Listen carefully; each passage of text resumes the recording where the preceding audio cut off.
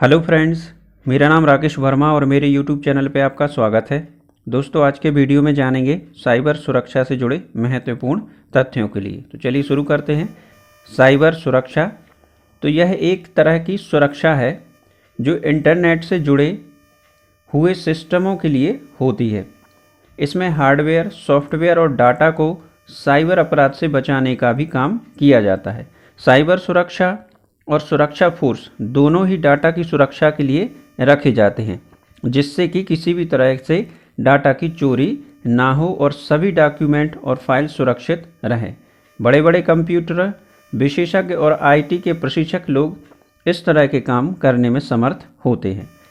Cyber सुरक्षा का तात्पर्य साइबर स्पेस को हमले, क्षति, दुरुपयोग और आर्थिक जासूसी से सुरक्षित करना है।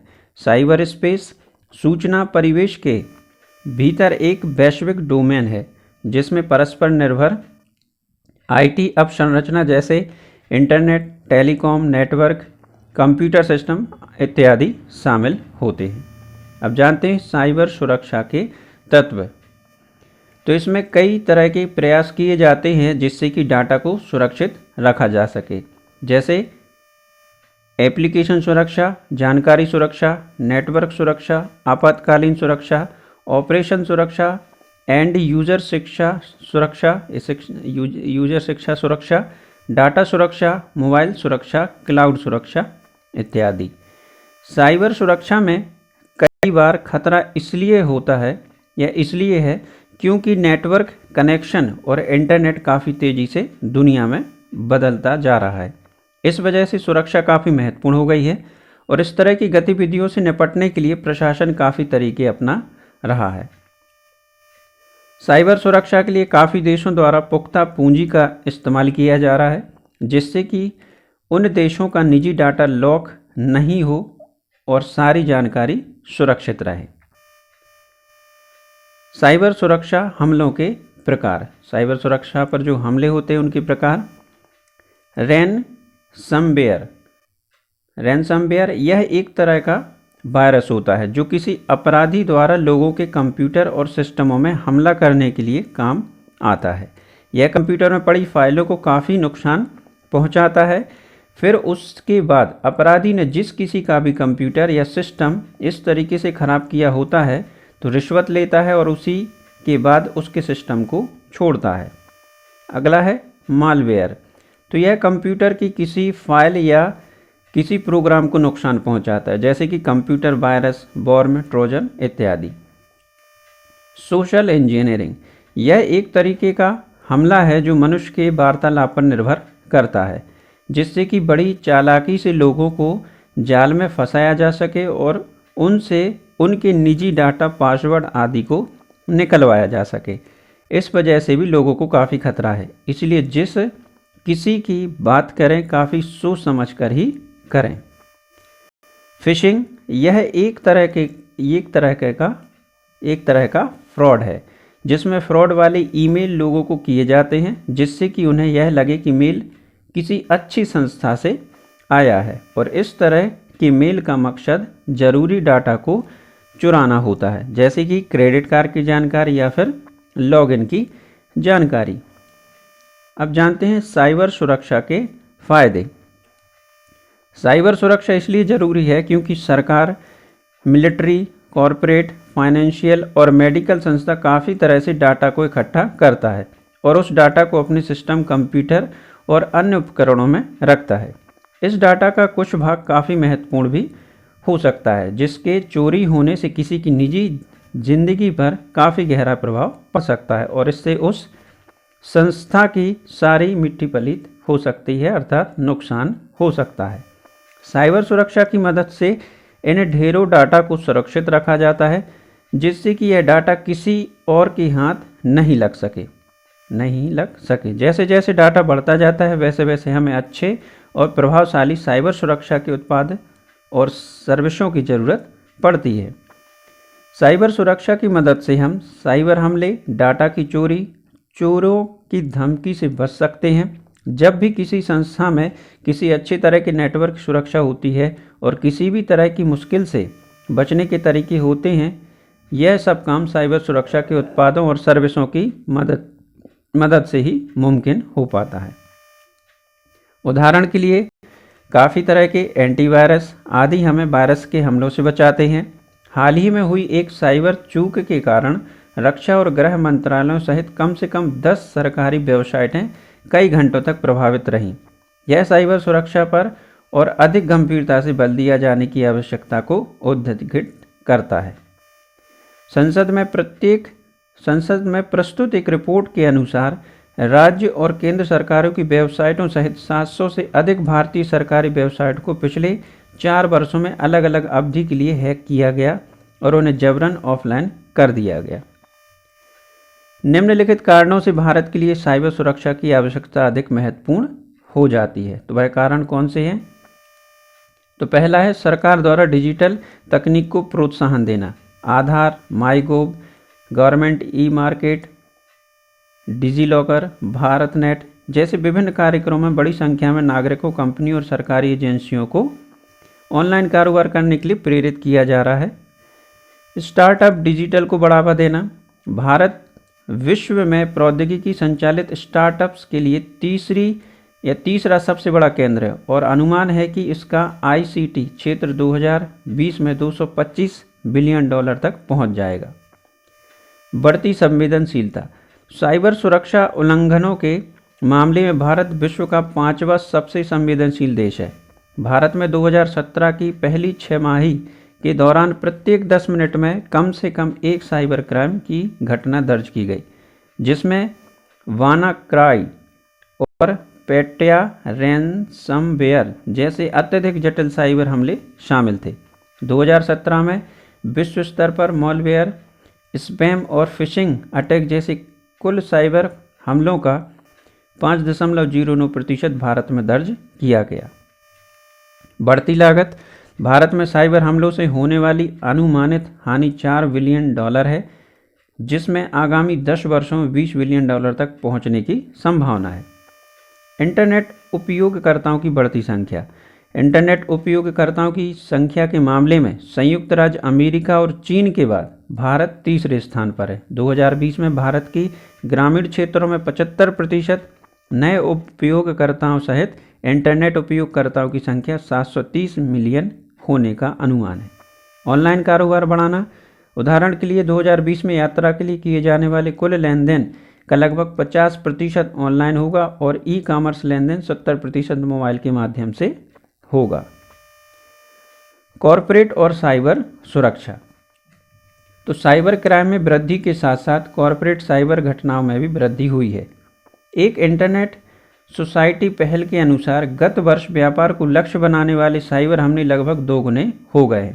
इनकी संख्या 2017 में 82,000 के स्तर को बढ़ाकर 2019 में 1,59,700 हो गई। इससे पूर्व कॉरपोरेट संस्था इस प्रकार की घटनाओं के विरुद्ध कोई प्रतिकारात्मक पहल नहीं कर रहे थे, लेकिन अब ये शिकायत दर्ज कराने के साथ साथ मामलों के समाधान हेतु पुलिस विभाग सहित संबंधित संस्थाओं के साथ मिलकर कार्य भी कर रहे हैं। हाल ही में विगत वर्षों में हुई विभिन्न घटनाएं प्रकाश में आई, जैसे IRCTC से डाटा चोरी, जोमैटो पर 17 मिलियन उपयोगकर्ताओं के रिकॉर्ड की हैकिंग, यस बैंक के कुछ ATMs और POS मशीनों पर मॉलवेयर अटैक, रिलायंस जियो के डाटाबेस तक अनधिकृत पहुंच बनाना आदि फिरौती की मांग भी बढ़ रही है। उदाहरण के लिए उबर ने डेटा उल्लंघन को गुप्त रखने के लिए हैकर को $1 लाख का भुगतान किया। किसी देश द्वारा दूसरे देश की महत्वपूर्ण राष्ट्रीय अवसंरचना को हैक करने के लिए भी विभिन्न साक्ष्य उपलब्ध हैं। उदाहरण के लिए कुछ वर्ष पूर्व अमेरिकी खुफिया एजेंसी NSA ने भारतीय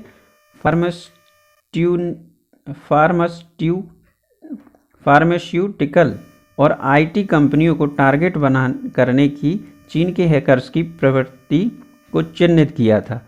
अतः किसी देश द्वारा उत्पन्न साइबर संकट वास्तविकता में परिणत होते दिख रहे हैं, जिनके प्रभाव IT, फार्मा, रसायन, सुरक्षा, ऊर्जा जैसे क्षेत्रों पर पड़ेंगे। वास्तव में साइबर स्पेस की भूमि, समुद्र, वायु और अंतरिक्ष के बाद युद्ध के 5वें आयाम के रूप में घोषित किया गया है। भारत में साइबर सुरक्षा से संबंधित चुनौतियां। डाटा औपनिवेशीकरण। तो भारत सूचनाओं का शुद्ध निर्यातक है। हालांकि अधिकांश डिजिटल सेवा प्रदाताओं के डाटा सर्वर भारत के बाहर स्थित हैं। इसके अतिरिक्त चुनावी परिणामों को प्रभावित करने, कट्टरवाद के प्रसार आदि के लिए डाटा का दुरुपयोग किया जा रहा है। व्यापक डिजिटल निरक्षरता भारतीय नागरिकों को साइबर धोखाधड़ी, साइबर चोरी आदि के लिए संवेदनशील बनाती है।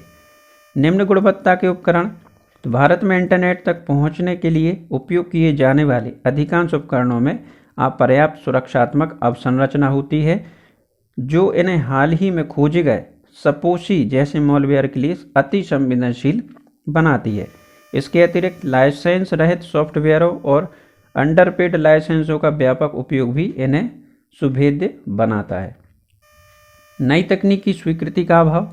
उदाहरण के लिए बढ़ते डिजिटल अपराध के साथ बैंकिंग आधारभूत संरचना सुदृढ़ नहीं हुई है। कुल क्रेडिट और डेबिट कार्ड में लगभग 75% मैग्नेटिक स्ट्रिप पर आधारित होते हैं, जिनका प्रतिरूपण करना आसान होता है। एक समान मानकों का अभाव। विभिन्न प्रकार के असमान मानकों वाले उपकरणों का उपयोग किया जाता है, जिससे एक समान सुरक्षा प्रोटोकॉल प्रदान करने में समस्या उत्पन्न होती है। सेलफोन से लेकर विद्युत, रक्षा, बैंकिंग, संचार और अन्य महत्वपूर्ण अवसंरचनात्मक क्षेत्रों में प्रयुक्त उपकरणों जैसे अधिकांश इलेक्ट्रॉनिक उपकरणों के लिए आयात पर निर्भरता भारत को असुरक्षित स्थिति में डाल सकती है। पर्याप्त अवसंरचना और प्रशिक्षित कर्मचारियों का अभाव। तो वर्तमान में भारत में साइबर सुरक्षा से संबंधित पदों पर रिक्तियों की संख्या लगभग 30,000 के पास 30,000 है और साथ ही आवश्यक कौशल प्राप्त व्यक्तियों की मांग इनकी आपूर्ति से व्यापक रूप से अधिक है। जागरूकता की कमी। जागरूकता की कमी के कारण साइबर क्राइम के अधिकांश मामलों की रिपोर्ट नहीं की जाती। साइबर सुरक्षा के लिए कार्य कर रही विभिन्न एजेंसियों के मध्य समन्वय का अभाव है। साइबर स्पेस में एक प्रमुख हितधारक होने के बावजूद निजी क्षेत्र को साइबर सुरक्षा संबंधित समन्वय में सक्रिय रूप से शामिल नहीं किया जाता। अनामिता। हैकर्स द्वारा उत्पन्न किए गए एडवांस्ड प्रिसीजन थ्रेट्स को विशेष रूप से किसी अभिकर्ता के साथ जोड़ पाना कठिन होता है। Under reporting. किसी संगठन की प्रतिष्ठा और विश्वसनीयता की हानि के भय के कारण 90% से अधिक साइबर अपराध संबंधी घटनाएं दर्ज नहीं कराई जाती। अन्य चुनौतियां। इसके अंतर्गत किसी भी भौगोलिक बाधा की अनुपस्थिति साइबर स्पेस में तेजी से विकसित होती। प्रौद्योगिक और समग्र परिवेश में सुभेद्य बिंदुओं की अधिक संख्या के कारण विश्वसनीय साइबर सुरक्षा अवसंरचना स्थापित करने में कठिनाई भी चुनौतियों में शामिल है। अब इसमें सरकार द्वारा उठाए गए कदम। तो भारत में साइबर सुरक्षा की विभिन्न समस्याओं को चिन्हित किया गया है।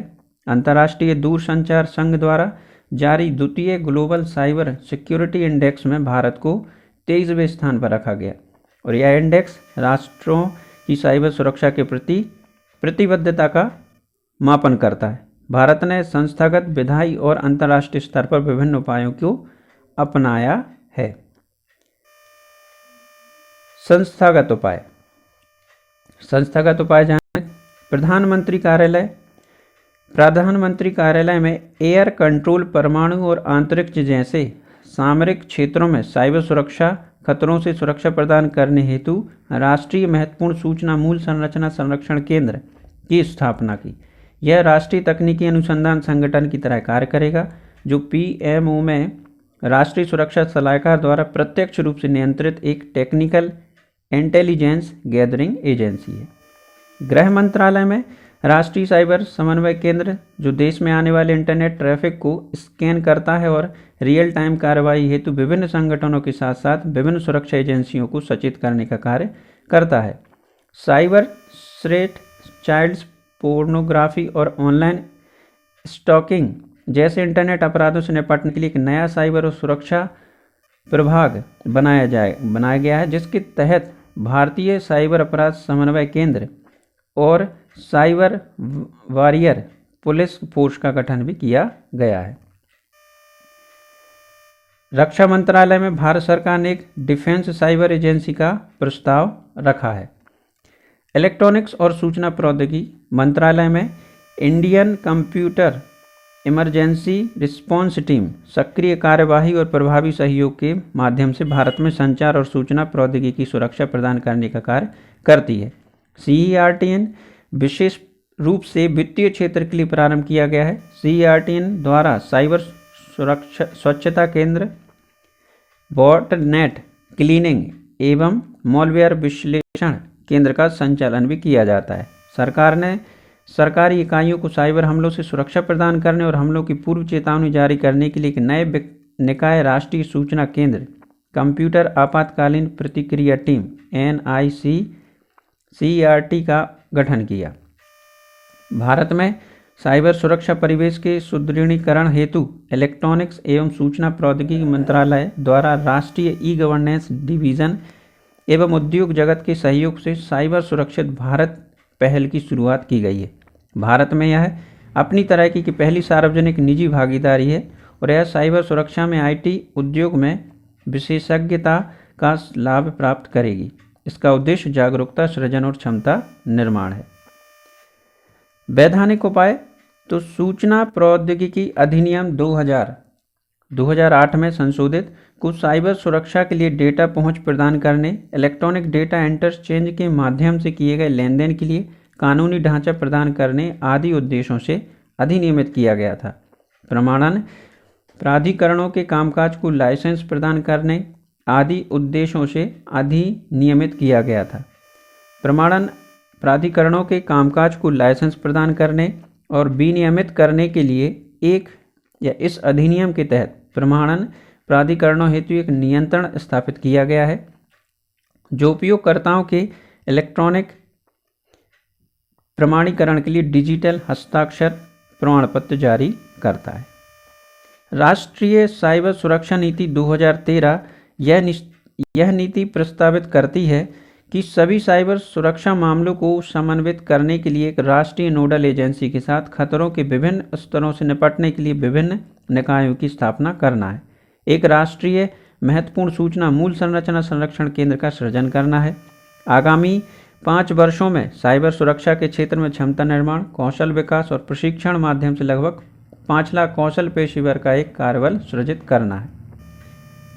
मानक सुरक्षा प्रथाओं और प्रक्रियाओं को अपनाने के लिए व्यवसायों को वित्तीय लाभ प्रदान करना, देश में उपयोग में आने वाले उपकरणों की सुरक्षा की नियमित जांच करने के लिए परीक्षण प्रयोगशाला स्थापित करना, देश में एक सुरक्षित साइबर पारिस्थितिक तंत्र सृजित करना तथा तकनीकी एवं प्राचलन सहयोग के माध्यम से प्रभावी सार्वजनिक निजी भागीदारी और सहयोगात्मक सहभागिता विकसित करना, अनुसंधान के माध्यम से स्वदेशी सुरक्षा प्रौद्योगिकियों का विकास करना।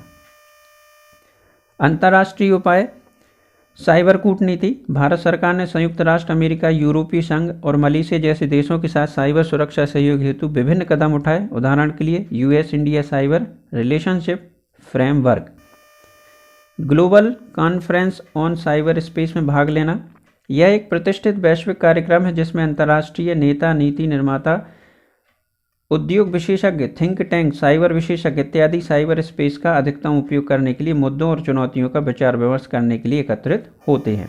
Global centre for cyber security, इसे विश्व आर्थिक मंच द्वारा भविष्य में परिस्थितियों में साइबर सुरक्षा के लिए प्रयोगशाला और अर्ली वार्निंग थिंक टैंक के रूप में कार्य करने तथा एक सुरक्षित वैश्विक साइबर स्पेस के निर्माण में सहायता करने हेतु प्रारंभ किया गया था। डाटा प्राइवेसी तो जस्टिस BN कृष्णा समिति रिपोर्ट, जो डाटा प्राइवेसी के लिए जो समिति या रिपोर्ट दी गई वह थी जस्टिस BN श्री कृष्णा की। सरकार द्वारा किए गए अन्य कार्यों में है उद्योग संबंधी पहलें।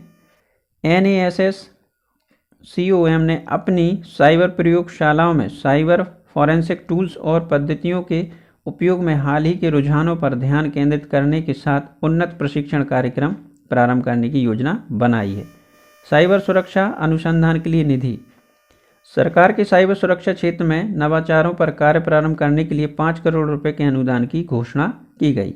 निजी क्षेत्र द्वारा की गई पहलें हाल ही में माइक्रोसॉफ्ट और फेसबुक के नेतृत्व में शीर्ष 34 वैश्विक प्रौद्योगिकी और प्रतिभूति फर्मों ने साइबर अपराधियों और राष्ट्र राज्यों द्वारा दुर्भावनापूर्ण हमलों से लोगों की रक्षा के लिए साइबर सिक्योरिटी टेक एकॉर्ड पर हस्ताक्षर किए। इन्होंने 4 क्षेत्रों में प्रतिबद्धताएं अभिव्यक्त की हैं। मजबूत रक्षा, साइबर अपराधों में सरकारों द्वारा सहयोग नहीं किया जाना, क्षमता निर्माण और सामूहिक कार्यवाही। साइबर प्रतिरोध यह 2 प्रकार का होता है, रक्षात्मक और आक्रामक। तो भारत को विभिन्न देशों द्वारा अपनाए गए आक्रामक साइबर सिद्धांत का उचित आकलन करने की आवश्यकता है। ये साइबर वेपन्स नामक सॉफ्टवेयर के बिट्स बनाकर आक्रामक क्षमताओं का संग्रहण कर रहे हैं ताकि विरोधी नेटवर्क को अत्यधिक नुकसान पहुंचाया जा सके। बेहतर विनियमन और मानदंडों को अपनाना। वर्तमान में साइबर स्पेस संबंधी व्यावहारिक रूप से स्वीकार्य कोई भी मानदंड नहीं है, अतः राज्य के साथ साथ विभिन्न कंपनियां भी अपनी क्षमताओं का विकास कर रही हैं। इससे संपूर्ण साइबर स्पेस को अस्थिर करने की क्षमता रखने वाले आक्रामक साइबर उपकरणों और पद्धतियों का अनियंत्रित प्रसार हो रहा है। समन्वय सुनिश्चित करना। विभिन्न संस्थाओं के मध्य आवश्यक समन्वय स्थापित करने और साइबर प्रतिरोध सहित समन्वित दृष्टिकोण विकसित करने हेतु राष्ट्रीय साइबर सुरक्षा कोऑर्डिनेटर को सुदृढ़ बनाया जा सकता है। सिंगापुर की तरह साइबर इंश्योरेंस फ्रेमवर्क की स्थापना। तो साइबर सुरक्षा कंपनियों और एथिकल हैकर्स को अवसर प्रदान कर रहा है। वर्तमान में इंश्योरेंस दावों की 80% जांच सिंगापुर को आउटसोर्स की जा रही है, क्योंकि कंपनियां लाखों में भुगतान करते समय समीक्षा करने के लिए सर्वोत्तम प्रतिभा की अपेक्षा करती हैं। व्यवसायों द्वारा साइबर सुरक्षा में निवेश को बढ़ावा देना।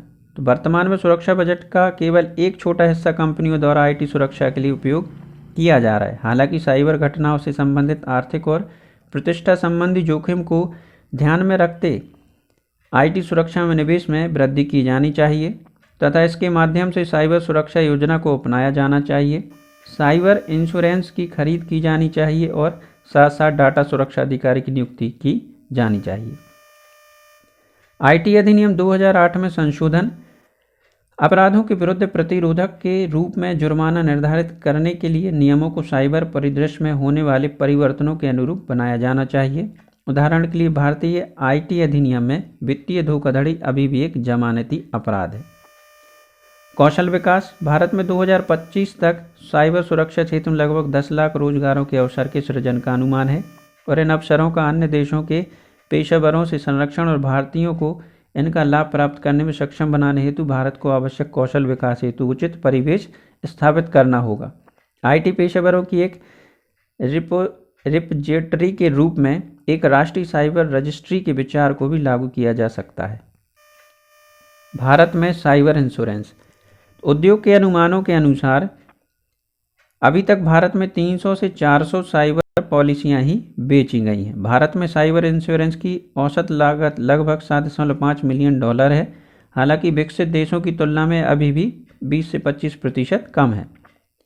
इस क्षेत्र के द्वारा सामना की जाने वाली चुनौतियों में शामिल है विश्वसनीयता संबंधी मुद्दे, प्रतिभा की कमी, प्रौद्योगिकी में बृहद पैमाने पर स्वीकार करने की आवश्यकता।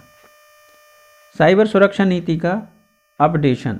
भारत को साइबर सुरक्षा एक अद्यतन नीति की आवश्यकता है, क्योंकि राष्ट्रीय साइबर सुरक्षा नीति 2013 द्वारा साइबर सुरक्षा के व्यापक सिद्धांतों को तो रेखांकित किया गया है, परंतु इसके परिचालन हेतु आवश्यक रूपरेखा का स्पष्ट नहीं किया गया है। सुरक्षा लेखा परीक्षा। सभी सरकारी वेबसाइट और एप्लीकेशन की जारी और प्रकाशित करने से पूर्व इनके लिए अंतर्राष्ट्रीय मानकों के अनुरूप सुरक्षा लेखा परीक्षा का प्रावधान किया जा सकता है। राज्य स्तर पर साइबर सुरक्षा फ्रेमवर्क की स्थापना। उदाहरण स्वरूप CRTN के साथ मिलकर कार्य करने के लिए स्टेट CRT की स्थापना की जानी चाहिए। सुदृढ़ अंतर्राष्ट्रीय सहयोग। राष्ट्रों के मध्य बेहतर सहयोग होना चाहिए और संयुक्त राष्ट्र के सभी सदस्य देशों द्वारा युद्ध की स्थिति में भी इंटरनेट की मूल संरचना पर हमला नहीं करने के लिए एक वैश्विक समझौते की पुष्टि की जानी चाहिए। हाल ही में गृह मंत्रालय ने साइबर अपराध में वृद्धि के कारण Budapest convention on cyber crime पर हस्ताक्षर करने की घोषणा की। Budapest convention on cyber crime से संबंधित तथ्यों को जान लेते हैं। यूरोपीय परिषद द्वारा संपन्न यह सम्मेलन इस मुद्दे से संबंधित एकमात्र बाध्यकारी अंतर्राष्ट्रीय उपकरण है। यह राष्ट्रीय कानूनों को सुसंगत बनाकर जांच तकनीकों की विधिक अधिकारिता में सुधार करके और राष्ट्रों के मध्य सहयोग बढ़ाकर इंटरनेट और कंप्यूटर अपराध से सुरक्षा प्रदान करता है। यह कॉपीराइट का अतिक्रमण, कंप्यूटर से संबंधित धोखाधड़ी, चाइल्ड पोर्नोग्राफी और नेटवर्क सुरक्षा के उल्लंघन जैसे मुद्दों से संबंधित है। इसका उद्देश्य एक साझा आपराधिक नीति की स्थापना करना और मुख्य रूप से उचित कानून को अपनाकर और अंतर्राष्ट्रीय पुलिस के साथ साथ न्यायिक सहयोग को बढ़ावा देकर यह साइबर अपराधों की जांच करने और किसी भी अपराध के संबंध में एविडेंस सुरक्षित करने के लिए प्रक्रियात्मक कानूनी उपकरण प्रदान करता है। कंप्यूटर सिस्टम के माध्यम से जेनोफोबिया और रेसिज्म प्रसारित करने पर एक प्रोटोकॉल इसका एक अनुपूरक समझौता है। कन्वेंशन में अमेरिका और ब्रिटेन सहित कुल 56 सदस्य शामिल हैं। भारत अभी तक इसका सदस्य नहीं है। भारत को इसमें क्यों शामिल होना चाहिए? तो भारत को ऐसे प्रमाणित फ्रेमवर्क के साथ लाभ प्राप्त होगा जिसमें सदस्य राष्ट्र साइबर अपराध और इलेक्ट्रॉनिक सक्षमों से जुड़े किसी भी अपराध के संबंध में व्यापक रूप से परस्पर सहयोग करने के लिए प्रतिबद्ध है। यह साइबर सुरक्षा से संबंधित वैश्विक कानून का आधार हो सकता है। यह साइबर अपराधों के विरुद्ध राष्ट्रीय कानून या नीति का मार्गदर्शन करने में सहायता कर सकता है। यह आतंकवादी और चरमपंथी कारणों को बढ़ावा देने के लिए साइबर स्पेस का उपयोग करने के विरुद्ध एक सामूहिक कार्रवाई सुनिश्चित कर सकता है। क्षमता निर्माण के लिए भारत एक अग्रणी देश बन सकता है। एक सदस्य के रूप में भारत भविष्य समाधानों के स्वरूप प्रदान में योगदान देने में सक्षम होगा। शामिल होने के विपक्ष में तर्क। तो भारत सहित अन्य विकासशील देशों द्वारा हस्ताक्षर नहीं करने के लिए तर्क दिया जाता है कि अमेरिका एवं अन्य विकसित देशों में उनके परामर्श किए बिना इसका मसौदा तैयार किया गया है। इसके विशिष्ट प्रावधान व्यक्तियों और राज्यों के अधिकारों की रक्षा करने में विफल साबित हुए हैं। सम्मेलन द्वारा निर्धारित परस्पर कानूनी सहायता की प्रतिक्रिया अत्यधिक जटिल और लंबी है, जो कि व्यवहारिक रूप से इसे अक्षम बनाती है। इंटेलिजेंस ब्यूरो द्वारा यह चिंता व्यक्त की गई है कि यह देश की संप्रभुता का उल्लंघन करता है। उदाहरण के लिए, सम्मेलन का एक अनुच्छेद स्थानीय पुलिस को बिना किसी स्वीकृति के किसी अन्य देश के अधिकार क्षेत्रों से सर्वरों तक पहुंचने की अनुमति प्रदान करता है। साइबर सुरक्षा के लाभ। साइबर सिक्योरिटी में कई प्लस पॉइंट होते हैं, जैसे कि शब्द ही कहता है कि नेटवर्क या सिस्टम को सुरक्षा प्रदान करता है, और हम सभी जानते हैं कि किसी भी चीज़ को सुरक्षित करने में बहुत सारे फायदे हैं। इसके कुछ लाभ इस प्रकार हैं। सुरक्षा संगठन। साइबर सुरक्षा बाहरी हमलों से संगठनों के नेटवर्क को सुरक्षित करने के बारे में यह सुनिश्चित करता है कि संगठन को अच्छा प्रदर्शन करना चाहिए और अपने महत्वपूर्ण डेटा के बारे में सुरक्षित महसूस करना चाहिए। संवेदनशील डेटा की सुरक्षा। मरीजों के डाटा, छात्र डेटा, बिक्री डाटा जैसे अत्यधिक गोपनीय डेटा को अनधिकृत पहुंच से सुरक्षित करना होगा ताकि इसका दुरुपयोग ना हो सके, और यह हम साइबर सुरक्षा का उपयोग करके प्राप्त कर सकते हैं। हैम्पर अनधिकृत पहुंच। यह सिस्टम को किसी ऐसे व्यक्ति द्वारा एक्सेस करने से बचाने में मदद करता है जो इसे एक्सेस करने के लिए अधिकृत नहीं है। डेटा को अत्यधिक सुरक्षित रखा जाता है और इसे केवल प्रमाणित उपयोगकर्ताओं के साथ लाया जा सकता है। डेटा विश्वसनीयता सुनिश्चित करना। साइबर सुरक्षा के तंत्र द्वारा सुरक्षित किसी भी संगठन के डेटा की जानकारी को अत्यधिक विश्वसनीय माना जाता है और इसका उपयोग दूसरी सोच दिए बिना किया जा सकता है। तो दोस्तों, आज के वीडियो में बस इतना ही। आशा करता हूँ आपको मेरा वीडियो पसंद आया होगा। वीडियो पसंद आया हो तो लाइक करें, अपने दोस्तों के साथ शेयर भी करें और मेरे चैनल को सब्सक्राइब करना ना भूलें। Thank you.